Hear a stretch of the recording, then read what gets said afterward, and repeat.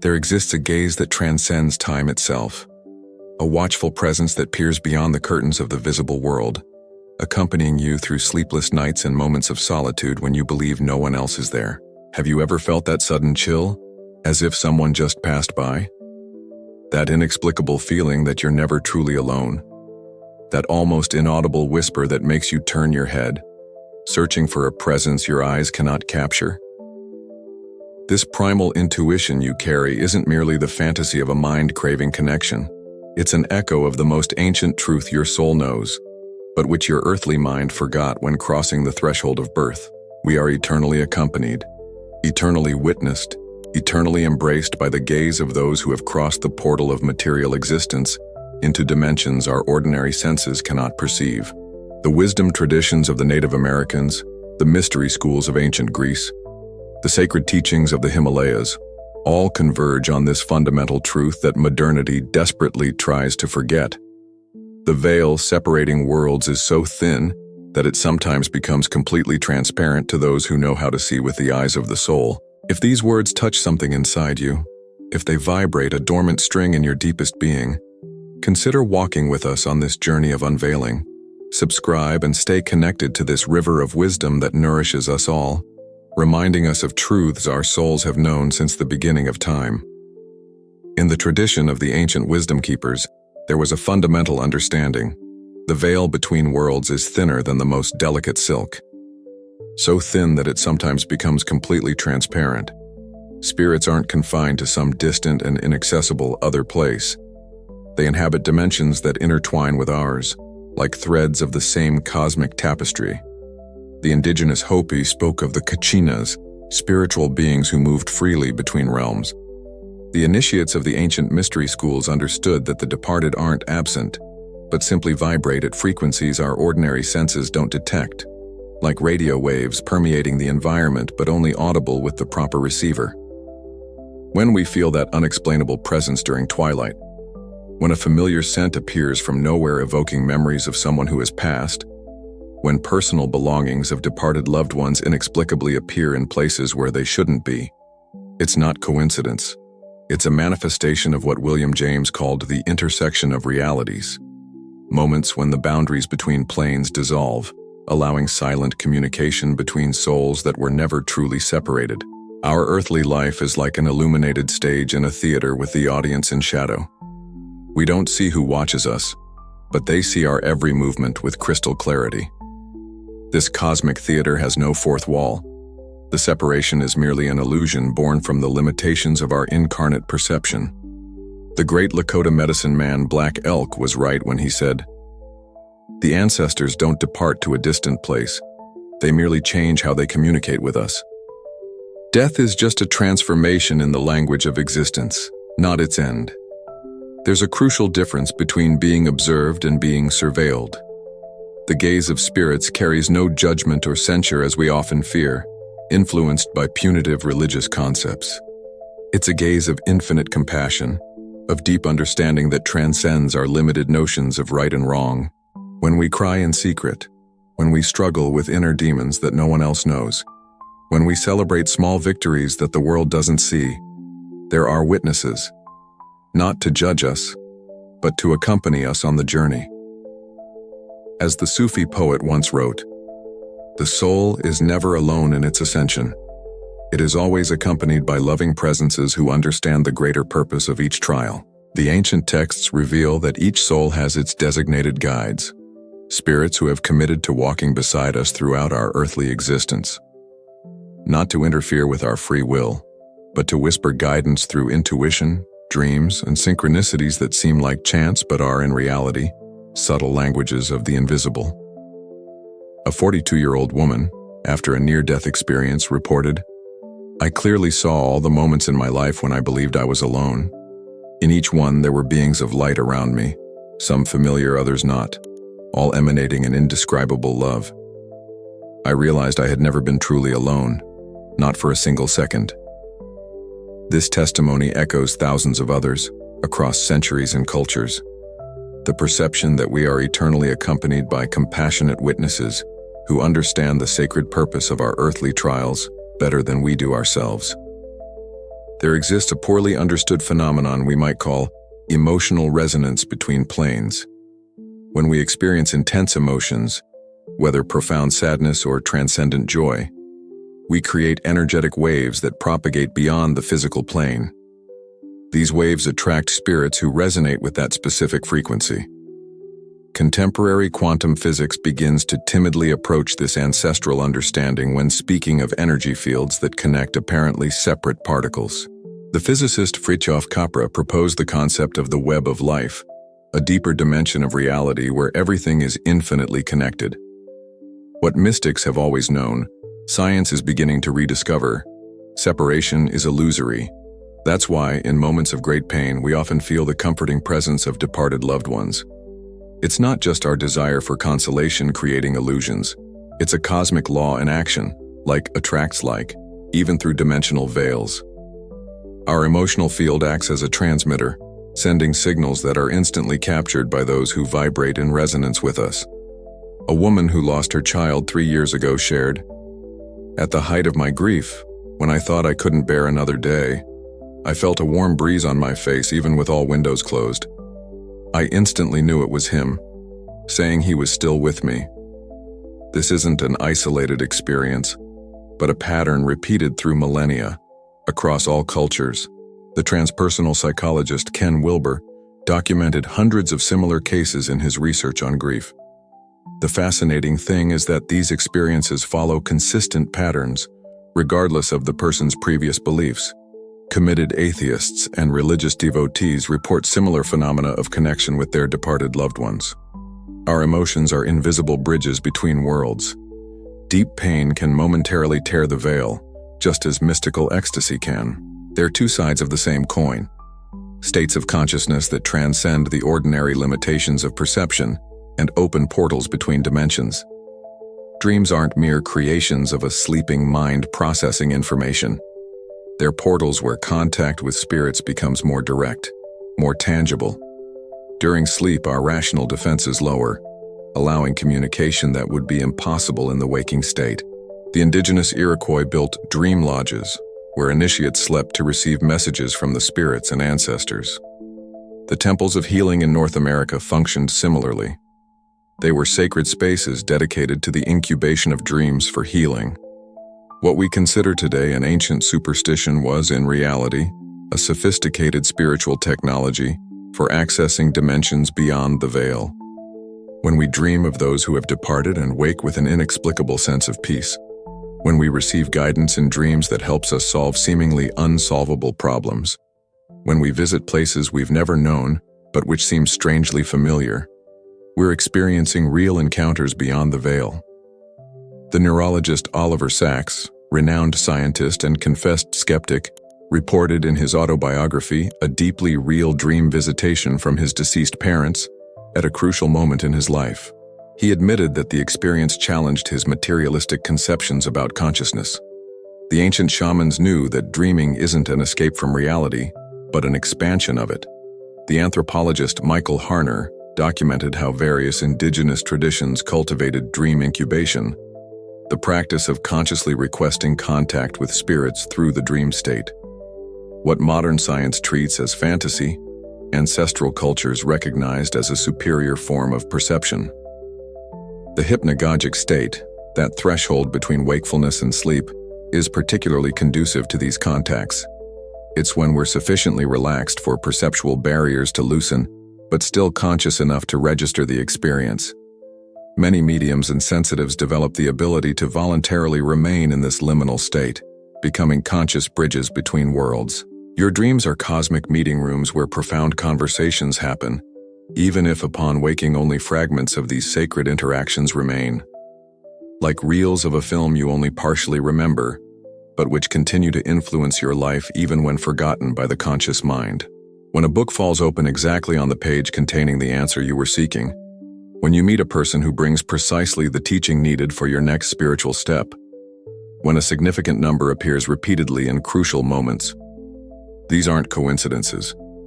They're what Carl Jung called synchronicities, a causal events connected by meaning, not by the linear logic of cause and effect.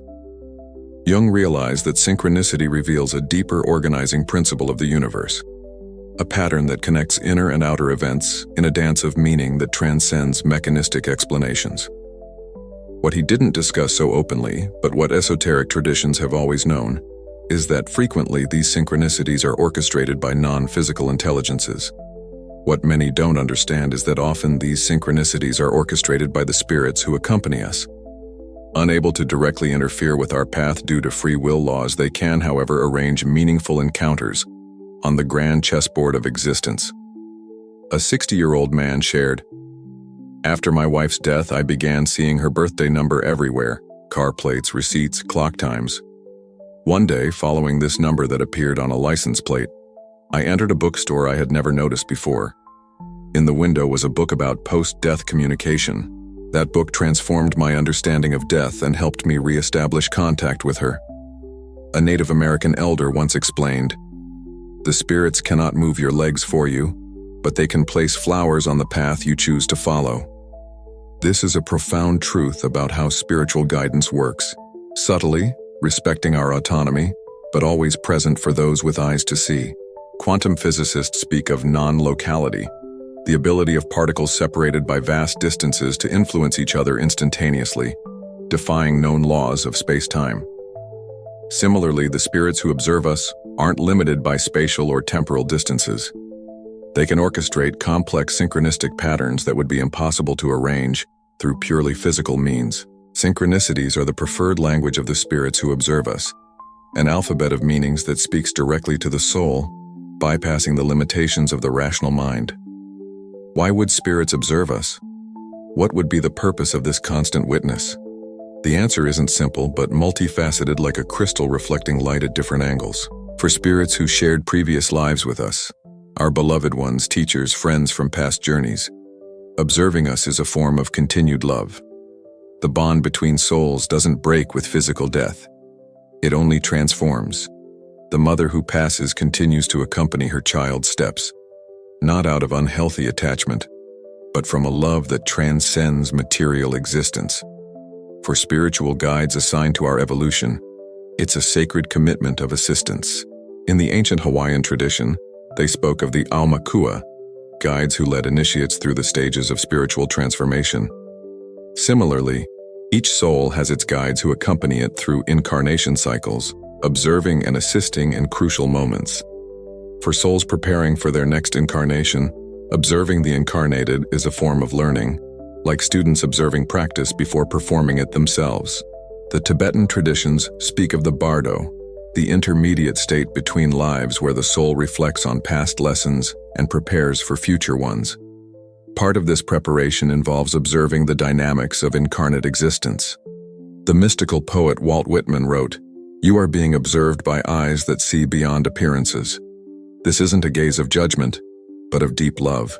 Spiritual observation always has an evolutionary purpose, whether for our evolution or for the evolution of the observer. A renowned medium, after decades of communication with the other side, synthesized, "The spirits who observe us aren't mere passive spectators of a show. They're active participants in a great cosmic dance of mutual evolution. We offer them experiences they can no longer have directly in the physical plane. They offer us perspective and wisdom we couldn't access alone in our limited three-dimensional perception." The ancient scrolls reveal that each human experience, each overcoming, each inner transformation becomes a teaching that echoes throughout the cosmos. We are simultaneously students and teachers in a great universal school. If spirits constantly observe us, how can we learn to recognize their presence? There exists an entire language of subtle signs that, when understood, reveals the continuous dialogue between planes of existence. The esoteric traditions from around the world developed sophisticated systems to interpret these signs, from reading omens in the Native American tradition to the complex Celtic oracular systems. What all these traditions have in common is the recognition that the physical world is a canvas where non-physical realities project messages for those who know how to interpret them. A bird that appears repeatedly in significant moments, a numerical sequence that follows you for days, a song that inexplicably plays at crucial moments, all can be forms of communication from the spirits who observe you. The key lies in conscious attention. As Zen teaching says, when the student is ready, the teacher appears. Similarly, when we develop attention to subtle signs, they become increasingly evident, creating a continuous dialogue with those who observe us beyond the veil. A psychiatrist who works with terminal patients shared, "After years witnessing end-of-life experiences, I began noticing consistent patterns of signs that precede transition, from visits by deceased loved ones to recurring symbols in dreams. The fascinating thing is that these patterns transcend cultural and religious barriers, suggesting a universal grammar of the crossing between worlds. Learning this subtle grammar doesn't require extraordinary mediumistic abilities, but rather an awakening of the intuitive perception we all possess. It's less about developing paranormal powers and more about recovering natural sensitivities that have been dormant due to materialistic education. There exists a form of communication that transcends words, thoughts, and even subtle sensations. A silent communion between souls that mystics of all traditions know well. It's what Christian contemplatives called prayer of the heart and Native American elders called listening with the soul. When you quiet the mental turbulence, when you allow silence to completely envelop you, a sacred space is created where communication with the spirits who observe you becomes not only possible, but as natural as breathing. In the sacred mountains of Arizona, Hopi elders have practiced for centuries the heart listening, a state of pure receptivity where barriers between worlds dissolve. Not coincidentally, many of these elders report experiences of direct communion with departed ancestors and nature spirits, not as extraordinary visions, but as an everyday reality of expanded consciousness.